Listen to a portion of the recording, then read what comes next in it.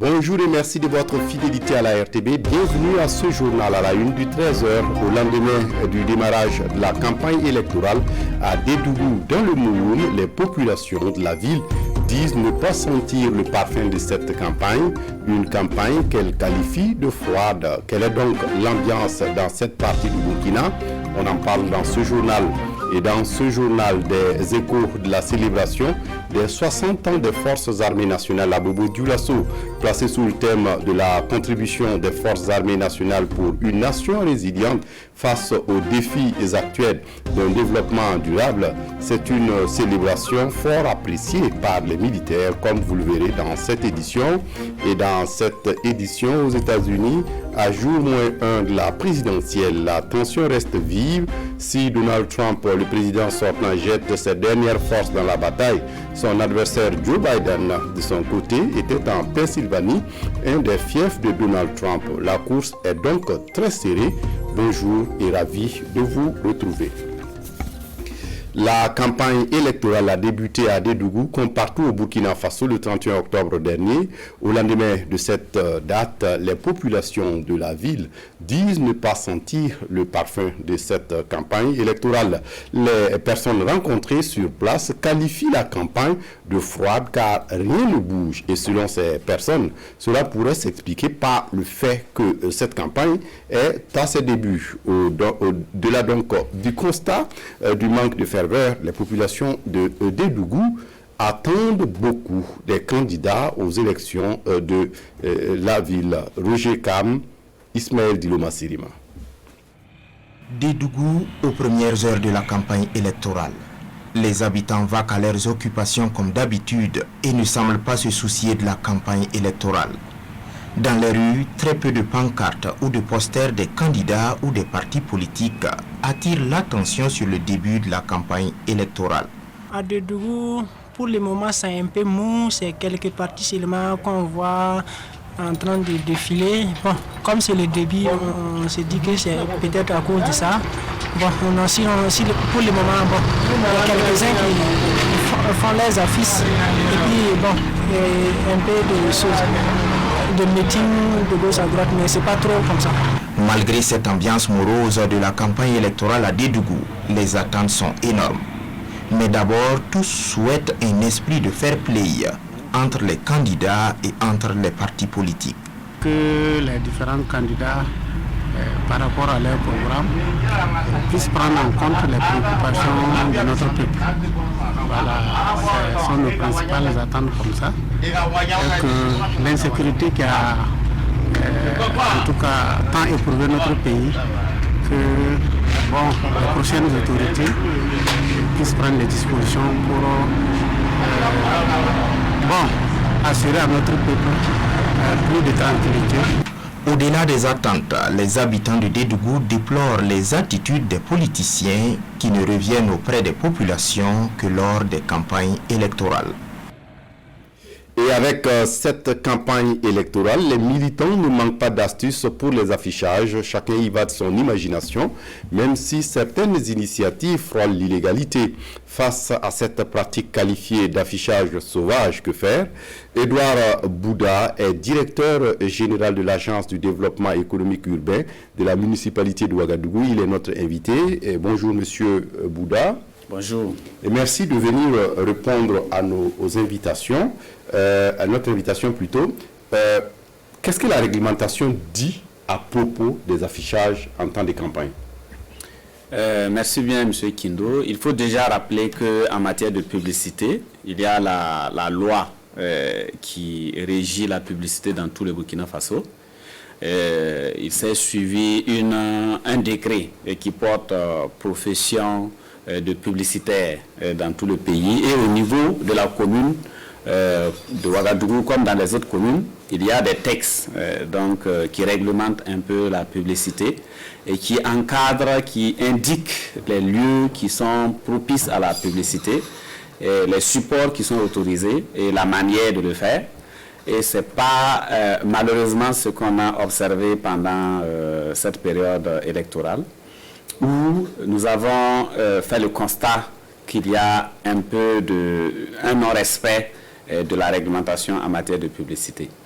Oui, la loi, tout comme les textes que j'ai cités tantôt, donne des zones rouges où la publicité est totalement interdite.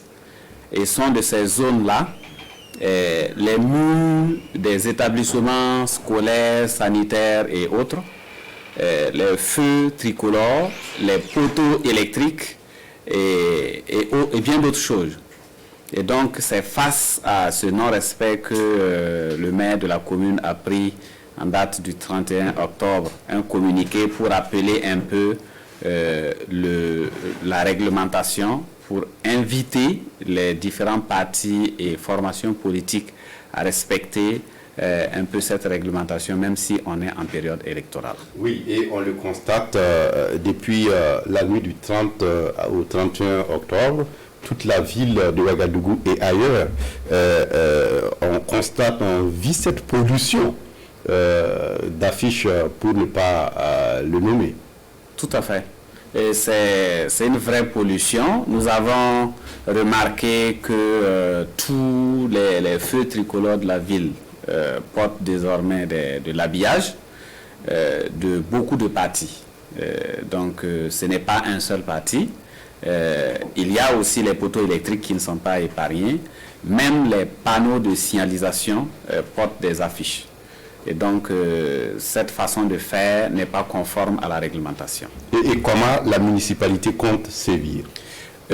Déjà, il faut remarquer que nous avons entrepris de mettre sur le terrain une équipe qui va procéder à l'enlèvement de ces affichages parce que après le communiqué du 31, on avait cru que les différents responsables de ces affiches allaient procéder à leur enlèvement. Mais comme ça n'a pas été fait, il y a une équipe qui est sur le terrain dans tous les 12 arrondissements de la ville pour enlever ces affiches. Et s'il y a des récidives, on va juste appliquer la réglementation qui prévoit qu'en l'espèce, il y ait des sanctions pécuniaires.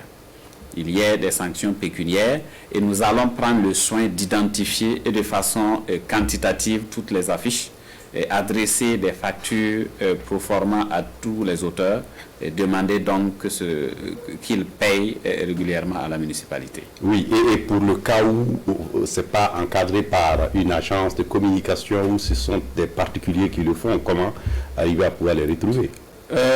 Nous avons aussi nos moyens de découvrir qui sont ceux qui sont derrière ces affiches-là. À partir du moment où il s'agit d'inscription, où il y a le visuel est connu. Le visuel, il est connu. Donc, tout de suite, le responsable, c'est celui dont le nom figure sur l'affiche. Merci à vous, Monsieur Edouard Bouda. Je rappelle que vous êtes directeur général de l'Agence de développement économique urbain de la municipalité de Ouagadougou et vous étiez là pour nous parler de ces affichages sauvages que l'on constate en temps de campagne et la réglementation qui sied en la matière. Merci d'être venu. À vous le merci. Et pour la suite de ce journal, le Balai citoyen de son côté veut agir contre les inégalités.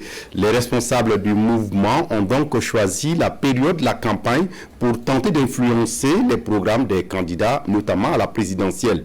Le Balai organise donc des conférences dans les quartiers périphériques pour sa cause et des conférences à l'image de celle de Yam Tenga sur les questions foncières. Pascal Kané. À quelques jours de l'ouverture de la campagne électorale, le Balai citoyen interpelle les autorités sur la question du foncier. À travers cette conférence publique, le Balai citoyen entend poser le débat sur la question avec pour objectif d'influencer les projets et programmes de gouvernance des futurs dirigeants. Si le droit au logement est reconnu à tous les citoyens burkinabés, il est loin d'être une réalité dans la ville de Ouagadougou, notamment dans les quartiers précaires. À l'issue de cette conférence publique, c'est déjà de faire prendre conscience aux candidats et aux différents invités, notamment qui pensent au soir du 22 novembre prochain briguer la magistrature suprême, de savoir qu'il y a une question principale qu'il faudra résoudre, c'est la question foncière. Et aujourd'hui, plus que tout, on attend de leur part non pas des mots, On attend de leur part non pas une révision des lois, mais on attend de leur part des actes forts. Cela fait plus de 10 ans que l'association Wensong Sida de Yamtenga se bat contre la mauvaise gestion du lotissement dans cette zone. C'est donc une occasion pour ses premiers responsables de dénoncer encore une fois de plus l'injustice selon eux que vivent certains résidents de ces quartiers. Notre association est dans ce combat depuis le lotissement en 2003, qui a été entrepris en 2003. Et jusqu'à aujourd'hui, nous sommes mobilisés pour attirer l'attention des autorités afin qu'ils puissent revoir le problème, puisque, comme les témoignages faisaient, la majorité des gens ici sont des résidents réels mais non attributaires. C'est la troisième fois que le Balai citoyen organise une conférence publique d'interpellation avec ses partenaires. La dernière s'est tenue à Waïbia sur la question de l'accès à l'eau potable. Dans l'actualité de ce matin, ce 1er novembre, les forces armées nationales ont soufflé sur leur 60e bougie. À Bobo-Dioulasso, les militaires de la 2e région militaire se sont retrouvés au camp militaire Sangoulé-Lamizana, un anniversaire célébré sous le signe de la contribution des forces armées nationales pour une nation résiliente face aux défis actuels d'un développement durable. Kadourou Menki sur place à Bobo-Dioulasso. Hymne national burkinabé chanté à l'unisson. Défilé militaire. C'est dans une atmosphère sobre que les forces armées nationales célèbrent leur 60e anniversaire. Une commémoration placée sous le signe de la contribution des forces armées nationales pour une nation résiliente face aux défis actuels d'un développement durable. Un thème qui, pour le ministre d'État de la Défense nationale et des anciens combattants ici représentés, doit interpeller les Burkinabés au respect des valeurs cardinales de l'État, au respect du droit international et des droits humanitaires, tout en maintenant haut le flambeau de l'État. Justement, pour encourager la culture de telles vertus, 62 médailles ont été décernées, 48 médailles militaires, 7 médailles d'honneur militaires et 7 autres médailles d'honneur des sapeurs-pompiers. Des distinctions pour exalter le courage et l'amour du travail bien fait, le dévouement aux collectivités et l'exemplarité. J'ai dédié cette médaille à mes supérieurs hiérarchiques qui ont reconnu mon effort et m'ont récompensé. Je suis particulièrement honoré et je voudrais dire que je ferai de mon mieux pour mériter l'honneur qu'ils m'ont fait. Et nos sentiments sont des sentiments de reconnaissance envers la hiérarchie, des sentiments de reconnaissance envers nos collègues et amis, et naturellement envers nos familles. L'occasion a aussi été mise à profit pour donner un cours d'histoire sur l'évolution des forces armées nationales avec une pensée pieuse à l'endroit de tous ceux qui sont tombés au nom de la nation burkinabé. Mention spéciale a été faite pour le colonel Mamadou Djerma, décédé le 12 juin dernier. Et puis la nation burkinabé rend hommage aux soldats tombés à l'occasion de la cérémonie de dépôt des gerbes à la symbolique place de la nation à Ouagadougou. La cérémonie marque la fin des activités commémoratives du 60e anniversaire des forces armées nationales. Caroline Marie.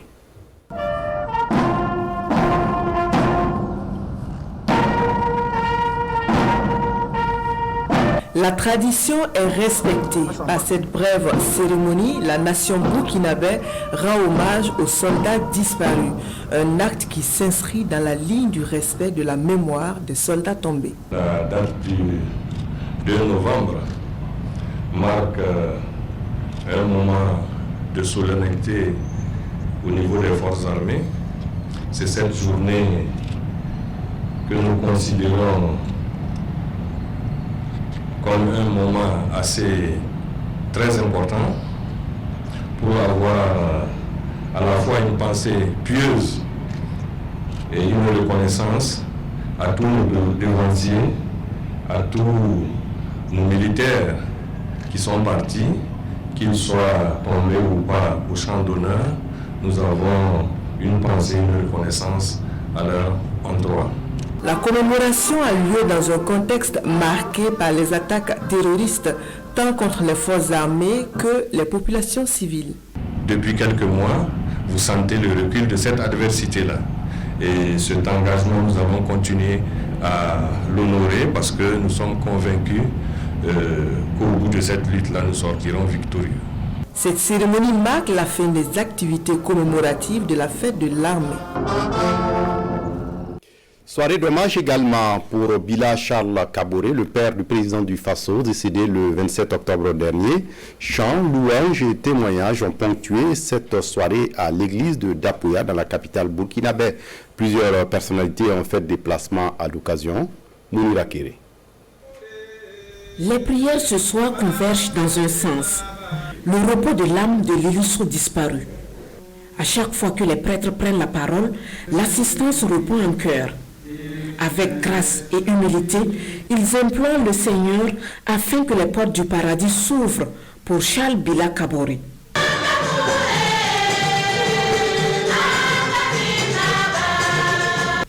L'homme aura marqué l'histoire du Burkina et les témoins qui se succèdent décrivent une personne discrète, pleine d'humilité, toujours présente pour ses proches et ses voisins. De Charles Bila Kaboré, on retient aussi un homme intègre, un leader charismatique, un exemple pour toute une génération. Le président du Faso, fils aîné du disparu, et les parents, amis et connaissances, de même que les fidèles catholiques de Dapoya, rendent hommage à un père, un grand-père, un ami, un voisin. À leur côté, le Premier ministre, les présidents d'institutions, les membres du gouvernement et des personnalités politiques, administratives et coutumières. Autre actualité dans ce journal, la Sonabel, la nationale de l'électricité au Burkina, soucieuse de l'accès des populations au courant électrique. Dans cette optique, elle a lancé en 2019 son projet de développement des connexions à l'électricité en abrégé PDCL. Et ce 30 octobre, l'heure était au déploiement de la phase pilote du projet dans la région des Hauts-Bassins avec une innovation particulière de fournir des compteurs prépayés aux habitants des zones non loties de la ville. L'opération est soutenue et accompagnée par la Sonabel, le film du lancement des travaux avec Kadou Menki sur place à Bobo. Presque un Burkinabé sur deux a accès à l'énergie et d'ici à l'horizon 2030, la majorité des Burkinabés doit avoir accès à l'électricité. C'est la vision politique du secteur de l'énergie qui multiplie les efforts pour disponibiliser et rendre accessible l'énergie aux populations et à moindre coût.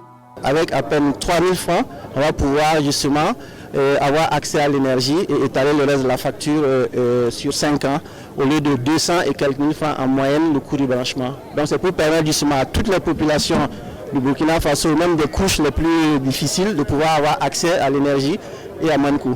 Et après avoir payé les 3 000 francs, l'équipe Sonabel se déplace le lendemain ou 2 jours après, aller poser le compteur.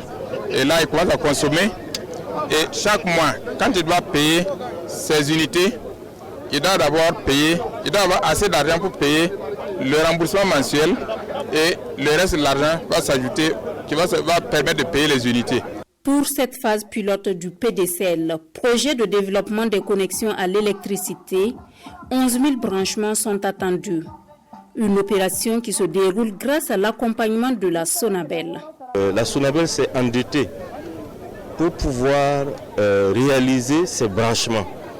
Mais nous ne répercutons pas ces taux d'intérêt aux clients. Ça veut dire que si le branchement coûte 200 000, vous payez 200 000. Que ce soit en 1 an, en 5 ans, vous payez exactement 200 000 sans taux d'intérêt. C'est un grand effort et ça apporte beaucoup à la clientèle. De notre côté, on a l'avantage comme ça d'avoir un peu plus de clients parce que nous allons brancher beaucoup de monde. Et ça, c'est l'avantage que la Sonabel tire de cette opération. Le PDCL a déjà parcouru les villes de Tinkodogo, Waïkouya, Kaya et Koudougou.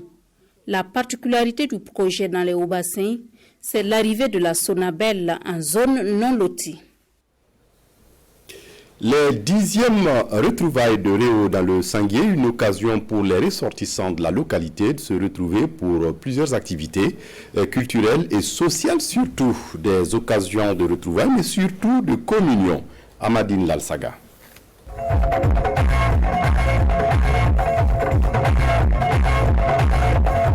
Des pas de danse au rythme de la flûte et du tam-tam. un trait caractéristique de la culture niélée dans le sanglier. Exécuté avec rudesse par les hommes et avec finesse par les femmes. Le bino dans toutes ses variétés sur le plateau de la 10e édition du Festival des Retrouvailles de Réau.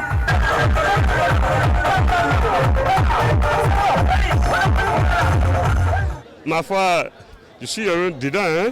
Oui, tout à l'heure, quand les jeunes hommes dansaient, j'ai failli tomber dedans. Mais comme nous, on est vieux, on est un peu âgés, il faut laisser les enfants travailler. Sinon, le bino, il n'y a rien de tel. Hein. Plus de 4 heures d'horloge, troupes traditionnelles de la région du Centre-Ouest et artistes musiciens modernes tiennent en haleine les festivaliers du Jubilé d'été. Il va falloir d'abord agrandir le cadre, voilà, essayer de voir comment nous allons travailler pour amener les fils et filles des Réau à contribuer plus pour le développement du sanglier. Objectif atteint pour le comité d'organisation du festival qui se félicite de la mobilisation.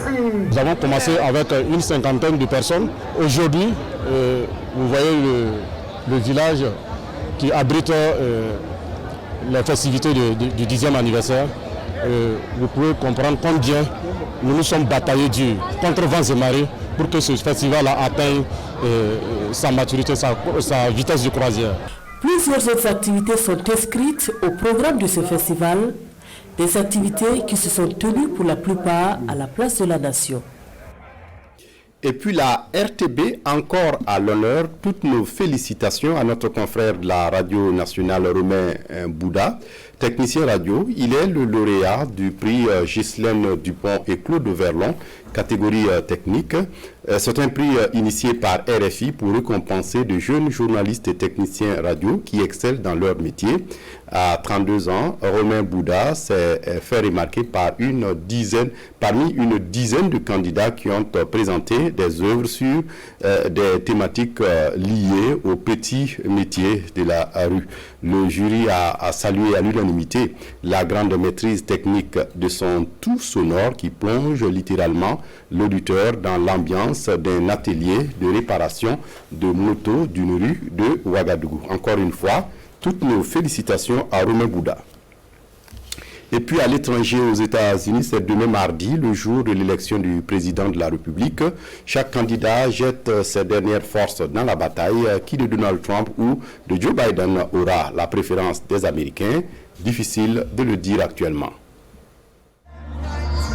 Donald Trump jette ses dernières forces dans la bataille pour la présidentielle qui aura lieu demain, mardi. Hier, il a sillonné le nord-est des États-Unis avec pas moins de 5 meetings au programme dans des États qui pourraient décider de l'issue du vote et où la course est très serrée. Les citoyens fiers comme vous ont contribué à la construction de ce pays et ensemble nous reprenons notre pays. Nous vous rendons le pouvoir, à vous, le peuple américain. Avec votre aide, votre dévouement et votre dynamisme, nous allons continuer à travailler, nous allons continuer à nous battre et nous allons continuer à gagner, gagner, gagner. Joe Biden, de son côté, était en Pennsylvanie, un État que Donald Trump avait remporté en 2016 avec 44 000 voix d'avance seulement. Nous choisissons la vérité plutôt que les mensonges modélables qu'il répète.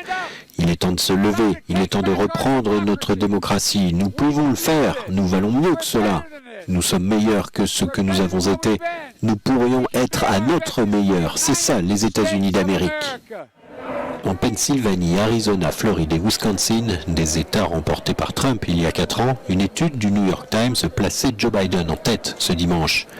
Plus de 90 millions de personnes ont déjà voté par correspondance, un record parmi toutes les élections américaines et un paramètre favorable aux candidats démocrates. Cette campagne est aussi l'une des plus tendues de l'histoire américaine. À New York, par exemple, de nombreux magasins se sont barricadés en prévision d'une soirée électorale agitée. Alors on s'arrête là pour ce journal, mais l'information continue à partir de 14h en langue nationale Moré, Dioula et Fulfulde. D'ici là, excellente suite de programme. Au revoir.